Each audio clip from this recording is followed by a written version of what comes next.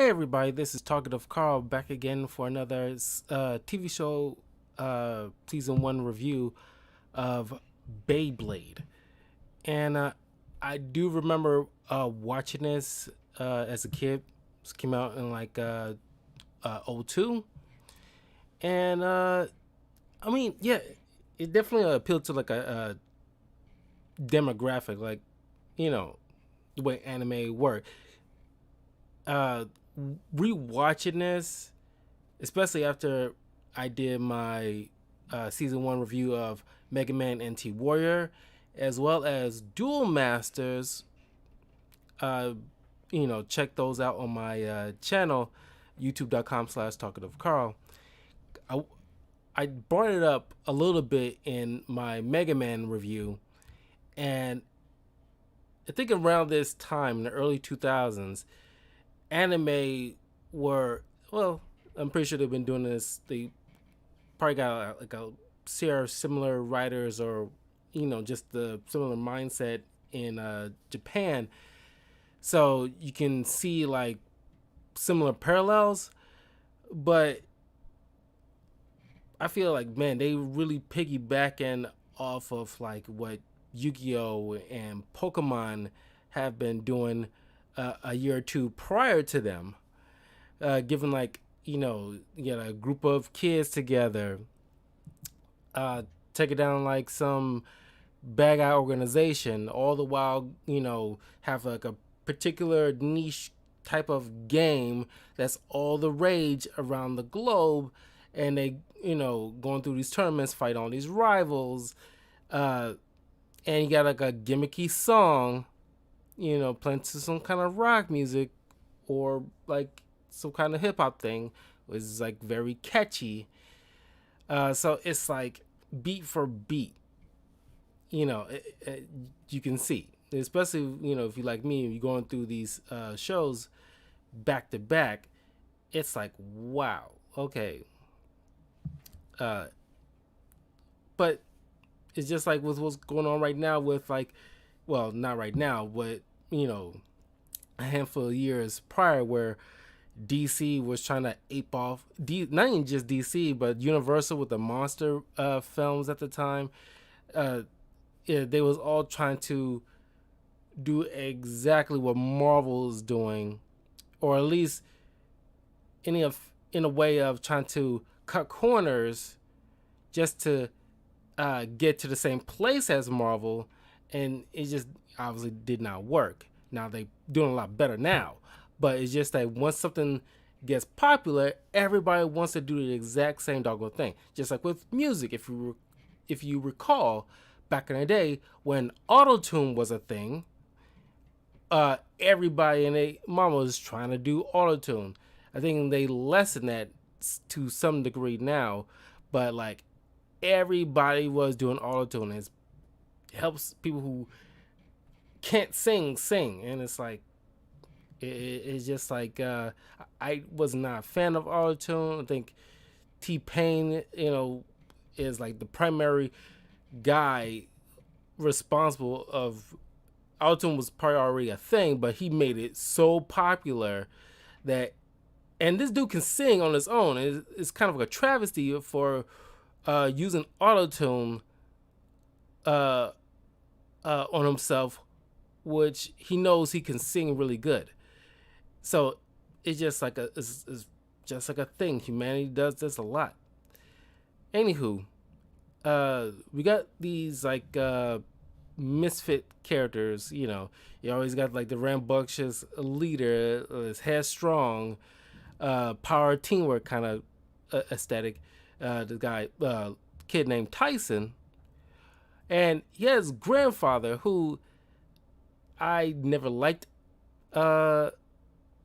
Even back then when I first watched the show, because you can tell they was trying to appeal to. It's like, what do kids like these days? You could tell what kind of, they wasn't really talking with actual children. They just like, at the time, adults who was in the writing room, I don't know if they thought it was funny or they actually was being serious with this character who's talking like, you know, he's trying to be hip, like talking like, "Come on, dude, come, come check it with your granddad." That tone, and it's like I don't know if it's like a thing where it's like maybe they hit to the joke, and he's trying to like I guess it's the whole point that he's just like a crazy old man that likes talking like he thinks children are talking like, but it's just like it did not work. It was annoying to hear him talk personally. But when things when he's trying to get serious, it's when I like him better, when he's not trying to like be a fool. And there's ways to make a character act goofy without it being lame. But then you got the uh, teen tech guy, you know, manager type of dude, like this kid, Chief. And no shade to the voice actor. I'm pretty sure they was doing what was required, but it's just like when things get he maintained that same baseline of a voice. Even when something like shocking happens, he still Tyson, like come on. It's like that same same vocal pattern. It's like, get excited, like, because everybody else, do a better job with expressing themselves emotionally, depending on what's happening in a particular scene. He just maintained that same, like, raspy high voice. It's like, Tyson, come on, we gotta find him. It's like, okay, I need, like, come on, like, because I was taught in voice acting class that it's better to go 110% right off the jump, for the directors to, like, it's easy for them to, like, tell you to pull back. It's easy for them to, like, okay, pull back by 10% or 20%, rather than go low and do the opposite way and try to get them to do bigger. And it's difficult doing that opposite way. And like, I feel like this person, whoever was voice acting, is like, okay, they just maintain that. And personally, I did not care for it. It's like I wanted him to, like, with things jumping off, express that, give it, like, like yell, shout, like, I don't know. Then you got the total edgelord. You got to have one in these kind of things. The Vegeta / Seto Kaiba of the group, Kai, who got an arc, but it didn't really bear fruit until, like, towards the end of the season. But of course, he's like, gotta put that barrier between him and the team. He's like in the corner, like closing his eyes, like, and it's like, okay, can you get more edgelord, Kai, please? I'm too cool for any of you dorks. Get more edgelord. But at first he appears like the neighborhood type of bully or whatever. He's like a total loner, and he has this like crew of flunkies that we only see once, or well, at least maybe a couple of times in the first couple of episodes, never to be seen again. Same thing with like a few people that Tyson's schoolmates. That's not the chief. And it's like you see them like a few times, maybe once in like the second to third last episode. This tall, lanky kid, it looks like he got like a botch plastic surgery. The character designs in this can be wonky at times. I like the look of Tyson. I like the look of the Chief. Uh, uh, what's his name? Crap. Um,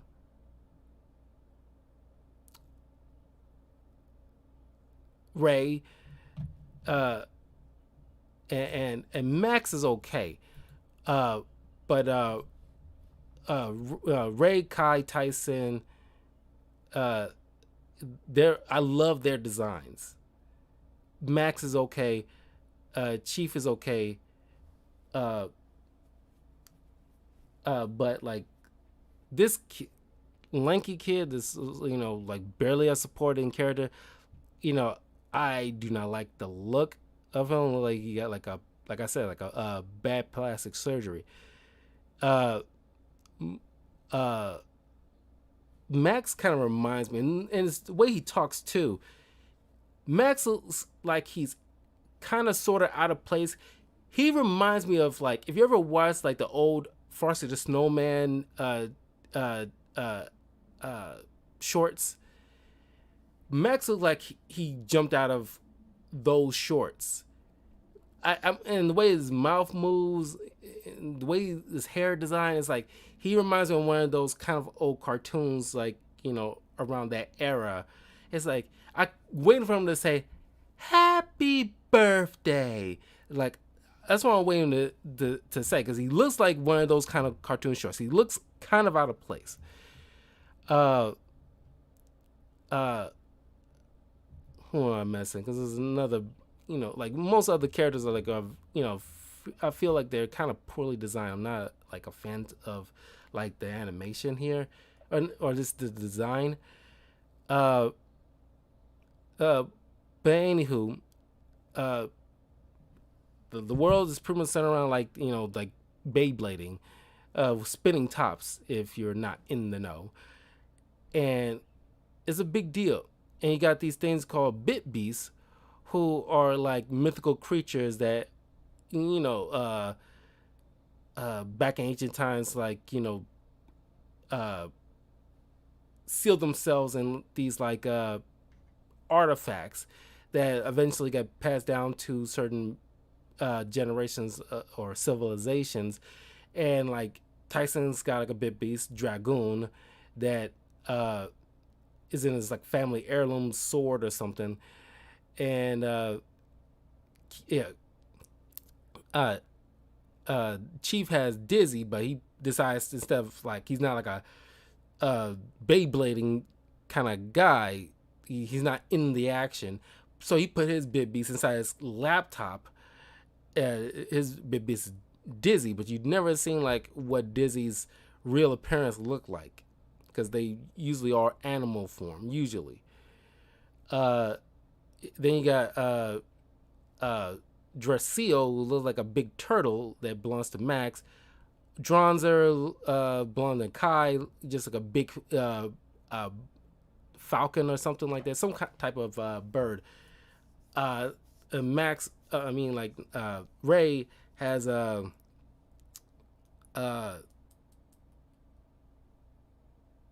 this tiger thing. I forgot the name of it, but uh,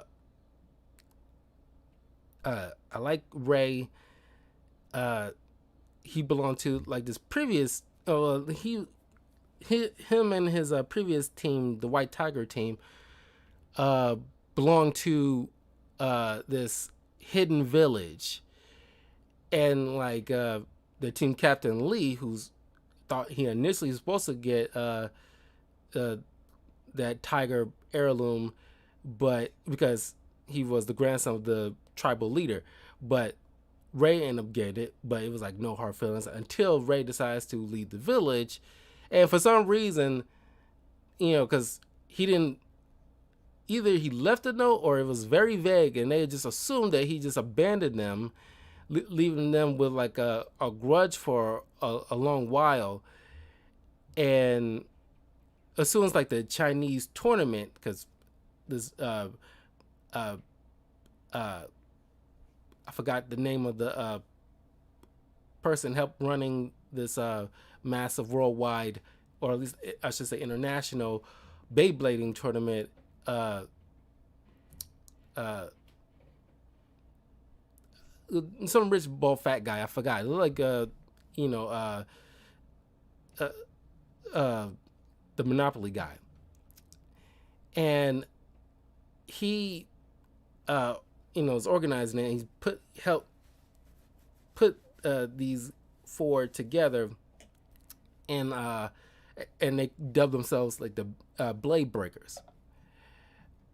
And so they working to learn how to like work together as a team, all the while Ray's dealing with like a crisis with his uh, previous team, and their team is pretty good, but they got this little pipsqueak, this little green haired guy who's like kind of like a Napoleon complex. I don't want to say Napoleon complex, but it's kind of like the short people always got to be the feistiest ones.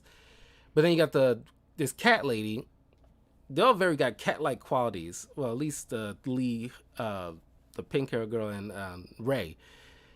And she obviously got a thing for Ray, and they decide to and because Ray, who's got challenged by the pipsqueak, gets like second guessing himself, his big beast decides to fly off and abandon him, or just not answer his call. So he goes off into the mountains to find himself, kind of thing, or at least try to get his bit beast back. And there are moments that I like Tyson, and there's moments that I cannot stand him. I don't know how I felt about him as a kid. I probably felt the same way, but he's kind of like annoying. He's like probably like the most annoying type of character that in this kind of genre that's supposed to be like the team, like not the captain, but like leader, and he's like most characters like this are always like stubborn. Like you saw that with like Land and Mega Man, but it's just like they didn't come across as annoying. Tyson's, it's like they trying to make this guy like the de facto leader, and like he's like all like get your head in the game. Come on, it's just he doesn't come across as like understanding. I'm sure you got leaders like this who's always stubborn and kick his friend, and like think of like Ty from Digimon, or Ash Ketchum for Pokemon. They got those kind of stubborn qualities too, but there's layers to them that they don't come across as like sacrificing their intelligence for their stubbornness just to make them seem spunky. And I do not care for Tyson sometimes. There are times when he come across as like pretty good, but by and large, he's probably like one. I want to say one of the worst kind of like leaders in like these type of animes, but it's like he's very low tier for me. He gives like Ray crap when he's going through something, instead of being like understanding and try to like get him back, but understand like what he's going through and try to like appeal to him, or at least whatever. But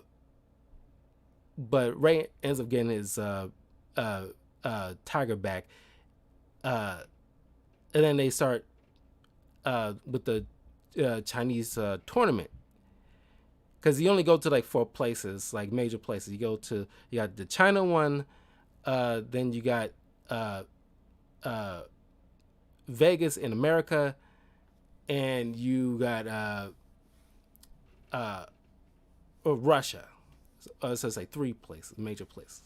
And every once in a while they stop to have like side battles to train and defeat like other rivals and what have you.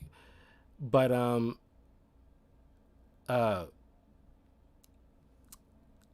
I love like this, because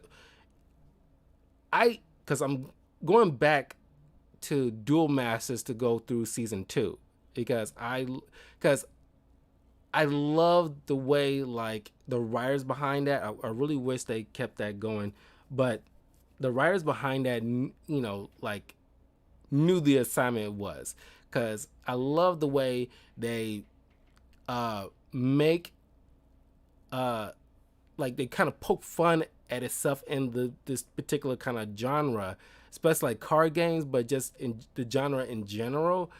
Because it's kind of like, in a way, One Punch Man makes fun of like those kind of fighting type of anime, like Dragon Ball Z and My Hero Academia kind of thing. And uh, you get like certain announcers that kind of like break the fourth wall, or most of the characters break the fourth wall. But in this, the every once in a while, the announcers, they're pretty doggone funny, and they don't fully break the fourth wall, but they crack it here and there. But I also like the way like because these dishes where they have the Beyblading battles, it's kind of like a field like a field spell in like Yu-Gi-Oh, where it's like it's unique to the particular area of the country. Like in this, you get like the Great Wall of China kind of thing. Uh, or in America, you get like these kind of stadiums that are based off of like unique areas of the particular U.S. Like you got the Grand Canyon, then you got this big metropolis that's kind of like a combining three major cities like New York, Chicago, and California or L.A. Or you get like I think one of the stadiums it was like the dishes have like maybe NASA or like at least something around the particular area of NASA, Cape Canaveral. I think that's the name. But then you also got like they go to Russia, and you got like particular areas that's unique to like the Russian area, like Moscow, or like the temple and the Kremlin or whatever. I really enjoy those instead of just like your standard. Of course, every once in a while they have the standard kind of like plain dishes, but I love to see like those kind of unique structures to make the game a little more interesting. But then you got like it kind of feels like okay, you can control your Bibby, sure, but then like the way they have their Beyblades move, like they're like I guess because of the Bibbies, they're kind of like forcing, like using their willpower to force the Beyblade in a particular direction, the way that you want to move. But not all characters have Bibbies, and they can pretty much do the same thing. So it's kind of weird how that is. It's anime, I know, but it's like there's no rules to this. Um, it doesn't need to have like it's got have some semblance of rules and logic, some semblance. Uh, but anyway, uh, Ray managed to reach to his old friends and let them know like I'm sorry for what happened, but we shouldn't be isolated like we were. I want to go out into the world, learn from other players, so I can improve myself and return. Why don't you explain all this in like a note in detail so they don't think you would abandon them? It seems a clunky way of trying to force like a drama. They could have been done a whole lot better way to get them to like feel antagonistic to Ray or feeling betrayed by Ray. But you could still have like a couple of the characters still feel betrayed, but have Ray do the smart thing and lay out the entire like note explaining in detail why he has to do it, because we feel like or at least have some kind of discussion before he left. It's like we should all open our doors and go out and see the world. In the end of the season, they eventually do that. But it's like right from the jump, it's like, hey, we should go out in the world, improve ourselves, because us just fighting here isolated, we will become stagnant. We won't improve. And then have like Lee or somebody from the tribe saying like, no, we should not, open our doors. Kind of like Wakanda in a way. It's like we should not open our doors because whatever problems they have outside, they'll bring it here, and we're a peaceful tribe and blah blah blah.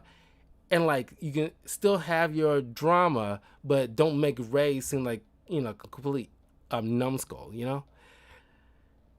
But then they start traveling to the U.S. and now Max has like a arc here where he his because you meet his father. He's like he builds Beyblades. Like he got like a Beyblade store. It's kind of like Yugi's grandpa with the game shop. And you meet his mother, who's like a scientist. It'll be interesting to know how these two met up. But Max's mom, who's a scientist, working for this like mayor somewhere in the U.S. or mayor of D.C., I think. And they trying to make the American Beyblading team world renowned, using like hard science and data to study their opponents, improve themselves, and like not factor in teamwork or friendship or any of that metaphysical stuff. They don't apply that. There's one little girl in the team, because you get kind of stereotypical. There's just a little bit where you got like the American team, for example. Well, like when you go to America, like the ref or announcer is dressed. Every time you go to these different locations, he's dressed in like a particular thing, like it's tailor made to the particular country. When he's in America, he's dressed like a cowboy, and like I know like cowboys were a thing in history, but it's like, okay, I know it's like a running joke to other nations, like calling Americans like Yankees or Cowboys and stuff like that. But it's like, I mean, this is me 2022 looking back in 20 years ago in the way they thinking, but it still wouldn't have been okay. But you got like on the Ray's mom team, forgot what they call themselves, but just the All-Stars. You got the All-Stars, and you got like the girl dressed in like a tennis garb, and the team captain dressed as like a baseball player. Another guy, it gotta be a black guy, dressed like a basketball, in basketball clothes, and then you got like another guy dressed in football gear. I was like, yes, we get it. Y'all American style sports, okay. Pretty sure tennis was like a French thing. I could be wrong, but whatever. And of course, each of their, because like this got a unique Beyblade launchers, and it's like, how does that even function? Because some of these guys, got different stuff that most of them look like weapons, because like the Russian team, because they're the bad guy, which is kind of ironic given the circumstances of today. You got like the Russian team, who's part of this evil organization, and they actually got like, a couple of players that actually got launchers that looks like freaking automatic weapons, and they got a facility that got like, instead of like turrets, you got like, guns that fire Beyblade launchers in like high velocity that, some of these Beyblades go through concrete. Like, holy fucking shit. Like they're supposed to be just toys, but they look like they're made out of adamantium half the time. But then you got like, the All-Stars, you got like, one of them got like they got Beyblades inside like the football, a basketball, and a baseball, and a tennis ball. And it's like, okay, how do you fundamentally get them in and out of these particular things? Obviously, not like real sports balls, but it's just like, still though, how do you uh, get that to function? But doing like they're like pissed up to DC and mean like the All Stars is just like an exhibition type of thing. And so they meet like the female co-captain of the All Stars, and she's like, her and Max and this other kid all come from different teams, coming together to just like a match against the mayor of DC, along with like a movie starlet and like somebody else. I'm blanking on him.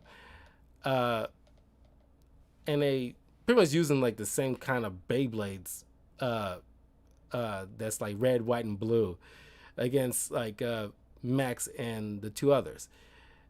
And of course, this girl who I liked towards the end, but her first introduction into this little arc of the American trip, she is like annoying. She behaves like my Valentine when you first meet her. Well, no, not when my Valentine, because my Valentine's, came across like, shallow and everything like that. But in terms of don't believe in teamwork kind of thing, and think it's stupid and trying to do everything by herself, and she getting her ass stomped on. Sometimes you get characters like that makes that a person like that likable, like Vegeta or Seto Kaiba, when they act like they can do it all on their own. There's something about the writing that makes it not. I mean, of course, it's like, boggles the mind when they lean so hard into that. It's like, at a certain point, like Vegeta has to. It takes him a long time before he comes to the conclusion that he needs like help, but it doesn't get to the point of idiocy.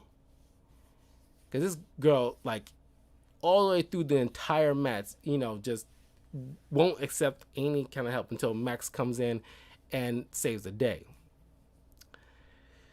But you got a thing with like Max trying to like, because I guess he kind of sort of got mom issues. He doesn't hate his mom, but he feels like, I don't know, his mom's going off to work and like it's just him and his dad, and like I guess it's some kind of like things he had to resolve with his mom, and especially when they're on opposite teams. And she loves her son. I mean, you can tell that despite her initial like reaction, like, I'm just collecting data, woo, but she's there because at the end of the day, she's a parent and she want to go see her son's match, and she don't want to miss that no matter what, which I thought that was pretty adorable. And you get a little nice moment with like Kai here and there where it's like he's not like all leaning hard into the whole teamwork thing, but he's the captain, and it's like he's the most expert among them, and he steps in as like a sub, because you get like each team has like 4 crew members. Oh my god, is it raining? Dang it, I wanted to get some food later on. There's nothing in this doggone house to eat. I'm starving. But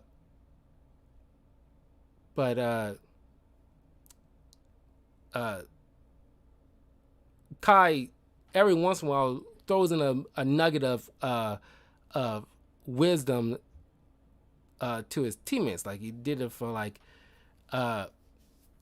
Ray, and he's doing it for Max. It's like, you go out, because initially they thought like, okay, Max might not have his head in the game going up against his mom's team, but they initially wanted Kai, but it's like, Max is like appealing to them, like, no, I gotta do this. I want to show my mom how good I am, and like, because he really wants to see his mom. He wants to spend time with his mom. He wants his mom there, even if it's on like an opposite team. It's meant a lot to him, and it's like, okay, you do your thing, and you give it your all. So uh it becomes like a cool match. It's just this, uh because they trying to like bounce off each other. It's like a tit for tat kind of thing. Now it's two best two out of three in these type of tournaments, but the third one's kind of like a formality uh, at a certain degree when like one team already gets like the first two wins, and I'm like, okay, you should just call it at that point because it's coming pretty much going to be like a blowout if the other team still wins, or even if the other team managed to get the third win. It doesn't really matter at the end of the day because the other team already beat you by all intents and purposes. But you gotta get the entertainment going. So in the end, like Max won out and won the American tournament for the Bay Breakers. Then their last stop will be in Russia. However, even though they're supposed to be taking a cruise there, this is where like the show really gets good in my opinion. Even though like I love the American stuff, during the first arc, during the whole Chinese tournament thing, there's good moments, but by and large, it's like they're trying to get that footing with the series, and I just don't like certain things with certain characters in this arc. But things really pick up during like the American trip leading into the final trip. But along the way, on the boat ride trying to get to Russia instead of taking a freaking plane, whatever. Tyson runs into because during one of this like cabins or where they store stuff, and you see a bunch of kids, Beyblading, and there's this one older cat named Robert, who is a part of this other team. It'll later be known as like the Majestics.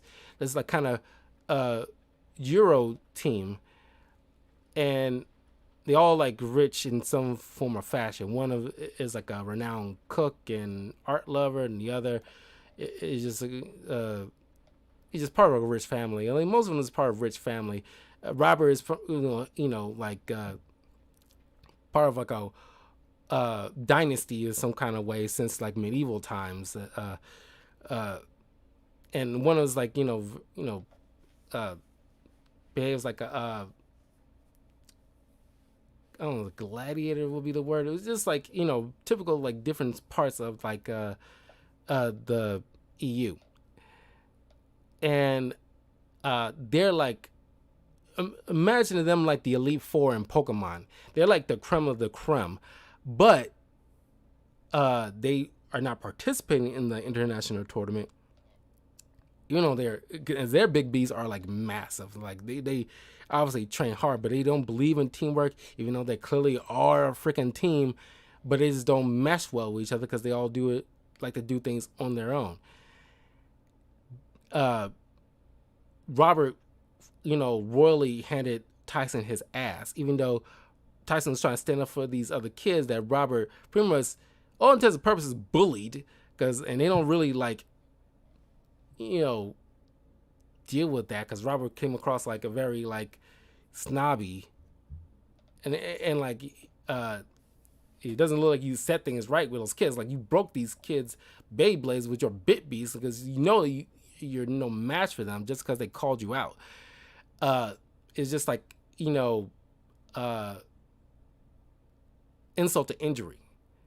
He didn't break Tyson's blade, but he still like royally beat him, and like Tyson crumbles to the ground like he going through like an existential crisis. Like you lost before, why you behaving like? Because like when Yugi got his first loss and when Az got his first loss, yes, it was devastating. But this is when then they had like a series of wins. Uh, and but the loss, coincided with something like like a big deal, the plot of the story. Uh, but this one, like Tyson has lost like quite a few times with a few different people. Even before the series is known that he lost a couple of rounds with a classmate of his. So it's like you treating this like you never lost before. And like I like Kai's moment in this one. He's telling like pretty much just use this feeling right now to get better.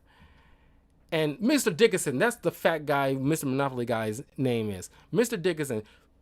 Trying to, for some reason, because he explains later in the end of the series, like you wouldn't listen or believe me if I told you outright. Why wouldn't the hell they wouldn't? Like, it doesn't make any doggone sense. That was a stupid explanation.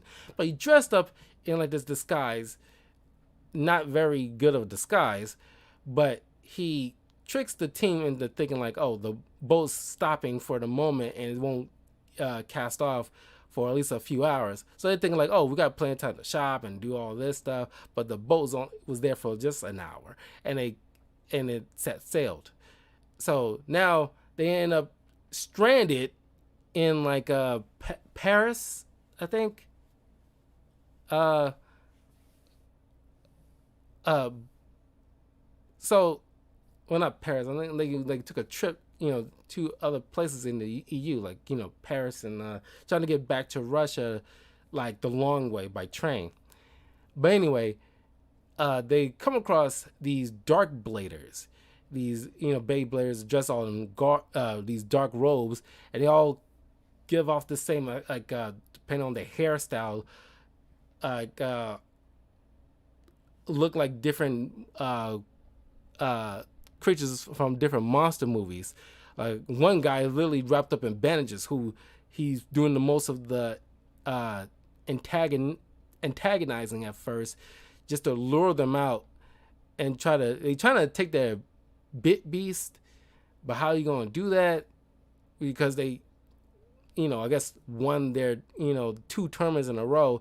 And if they figured they're strong enough to go against the Majestic team, because the Majestic team beat their ass royally, and like prior to the tournament. So they want to like get their revenge. One guy is clearly like a Frankenstein's monster. Another got shaggy hair, so he's like a wolf man. And the other's the leader, who looks like a freaking vampire. And it's like, okay, you're clearly not like legit monsters, because one of the guys is supposed to be some kind of vampire and you're out during the day.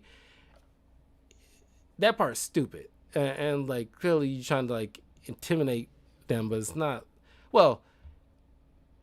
working until the certain confusing parts where they disappear in the shadows for some doggone reason. But their bit beasts are pretty much like monster movies, classic horror monsters. And I dig the designs, but they beat them. But it's like a stepping stone. It's like, because Tyson decides like, I want to rematch with Robert, and we need to like practice anyway, because up until this point we duel against strong opponents, but during our Europe trip, we're meeting players that's far more stronger than we realize, and like despite my wins previously, it doesn't amount to nothing against a guy like Robert. So they decided to like take the long way and all the while train. But it just seems like, because they meet like the other Majestics and stuff like that, it just seems like Tyson's doing most of the battling. I would like to have seen, because it's not a Tyson show. This is like, the Bay Breakers, pretty much. It's like a team. And like each one of these guys have like, room to improve. And it just seems like, okay, I would have rather to have like Tyson go up against Robert and have him be like the his like like guy to go up against to improve upon. Ray gets a guy. Kai go against like this shorter dude that's got like angsty attitude, and that obviously be his guy, and so on. And like they all would like improve upon battling these guys. But Tyson seems like doing bulk of the fighting with these guys, uh, except for like Kai. But it's just like I didn't like that because like why can't Max go up against this next risk kid? You already went against Robert, and like the cook, you can have like Ray go against a person like that because he has apparently relatives in Paris, or at least known people in Paris who are working in like a said famous cook Beybladers restaurant, and it's like okay, have that be like a dynamic so they can get stronger. And I like to see like their Bibbies get powerful and grow like these Euro Beybladers Bibbies are, because they're gigantic. They're twice the size of a normal Bibbies, and it's like I want to see that reflected. The more you train, the bigger you're and stronger. It's like when you go to the gym and you're working out. It's like seeing like The Rock back in the early 2000s and The Rock now. It's like constant training, you get bigger, and it's like would love to see that brought to the forefront. What's next? So uh, after meeting these guys, they finally head to Russia, and this is where Kai's arc comes into play because there's the demolition crew, part of the Russian team, this evil organization that Kai, who blocked out from his memory, used to be a part of, that trains like it's kind of like a military kind of like very rough, like North Korean style, like hardcore training, no room for error type of uh military style like training of Beyblading, and their ultimate goal is to like steal other Bitbeasts using the Dark Dronzer. Don't know how like Kai got like a regular Dronzer, but it's whatever. And Kai's grandfather runs this organization and put his own grandchild into this organization so he can use him pretty much as like the ultimate warrior in order to like take down other government installations and like world domination pretty much. Don't know how you're gonna do that with like Beyblading. Obviously using like the Bit Beast as like a military force, but then again, like all you gotta do is like destroy the Beyblades, pretty much. It's not like they're made of adamantium here. It's like they're not indestructible as you've seen plenty of times in the series, but you see like a nice return of the previous teams that the Bay Breakers went up against. Like these guys who put them through their paces, but it's like a nice little. It's kind of cool moments. One of my favorite moments in the series where it's like each step of your life, you form like a group of friends, and like these group of friends later in your life meet up, and like they just like click. It's fun to see like your different walks of life of friends all becoming friends together, and it's kind of like a big cadre of friends. I thought that was like dope. And you see like, of course, the White Tiger team girl and like the All-Star girl button heads while everybody's piling around. And I thought that was pretty funny. Uh, but the All Star team was first up to go up against the Demolition Crew, and not only they lost, they get their bit beast stolen. And it's like wild to me. It's like, man, it's like it wasn't even no challenge, because it's like it's just wild to me. It's like, you seeing like powerful teams in their own right, and it's like, it's like it, I wouldn't be upset for their losing. It's just like I kind of would have wanted for them to put up more of a fight, but I guess that's the point, showing how the Demolition Crew and their super hardcore training uh to like the insane degree is paying dividends for them, because like,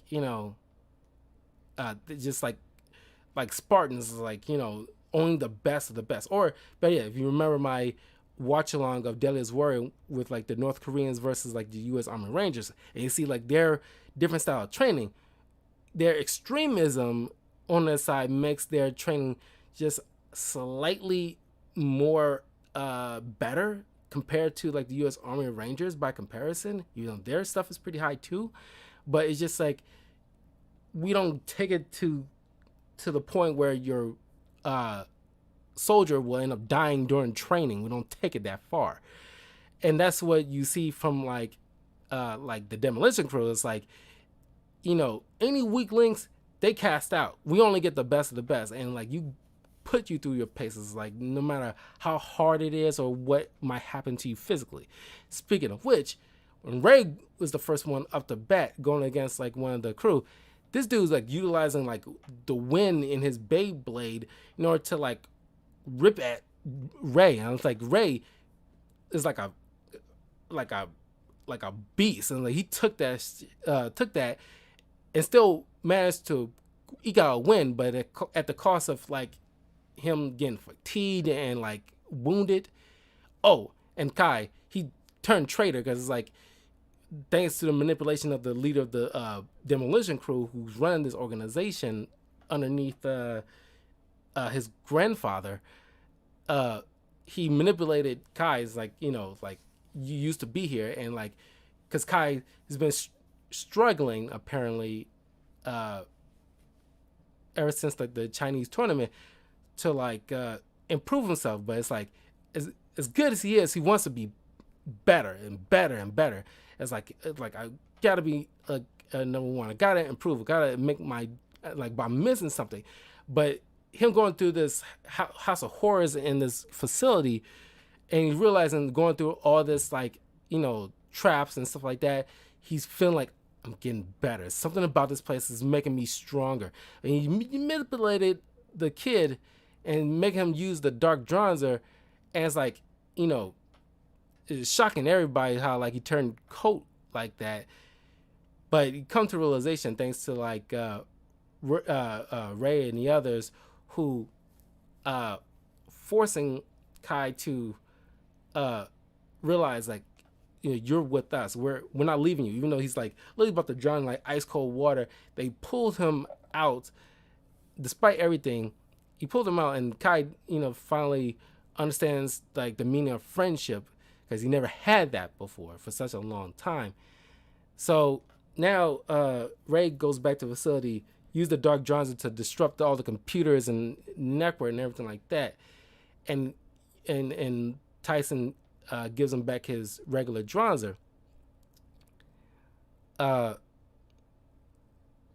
like Tyson go against like the leader of the Demolition Crew, this guy who looks like he was made in a lab, I guess, who Tyson, like, going through his own paces, like, feeling like the guy freezing the area first, and then utilizing like something like Sephiroth would use with this mega sun, and try to like, scorch, Tyson's bit beast along with him in the process. But you realize Tyson's bit beast Dragoon can talk to him all of a sudden. Don't know why he never spoke to him before, but now it's like, oh, we're in sync, so now I can talk to you. But then utilizing that camaraderie, he beat back this kid, defeated Demolition Crew, won the international tournament. Now, like, Mr. Dickinson is saying, like, oh, now we can, because like he was working with Tyson's father. You see like coming through in like the third act, but you only see him on like a VHS tape, recording in like the Arc 2, because he's like an archaeologist apparently, studying like bit beasts and what have you. And it's like okay, you kind of shoehorn your way in, but also, man, it's like I feel like dating myself, because I remember having the VHS tapes in the early 2000s, because they wasn't like they wasn't completely gone away until like maybe like somewhere between '05 and '08 is when like DVDs was like the mainstream thing, and like VHS is like gone by the wayside. But now Mr. Dickinson's like, oh, we won now, so you don't get to collect all the bit beasts, and we already contacted the authorities, so see you never. So that's the end of that. So now everybody's bit beasts are back in their possessions, and the show ends with everybody's like letting it rip and goes to this massive like fun little Beyblade battle with everybody. So yeah, I mean, like, it's a fun show. It's still fun. And, you can probably still show this to your kids, especially if you grew up watching Beyblade and you're like it's one of your favorite animes. It's fun to get back into it. And if you have kids, you can show them this. Season 1 of Beyblade is on YouTube, so you can check it out. Don't know, because I think I saw a little bit of the second season, but I never saw the third season. I think I kind of fell off of Beyblade after a certain point. There's certain things that you watched in like the early 2000s that didn't stick around long, or you just kind of like got tired of, because you become like a set thing of what you like to watch, that's like become your mental hub of watchable, rewatchable shows. Beyblade wasn't one of them, unfortunately.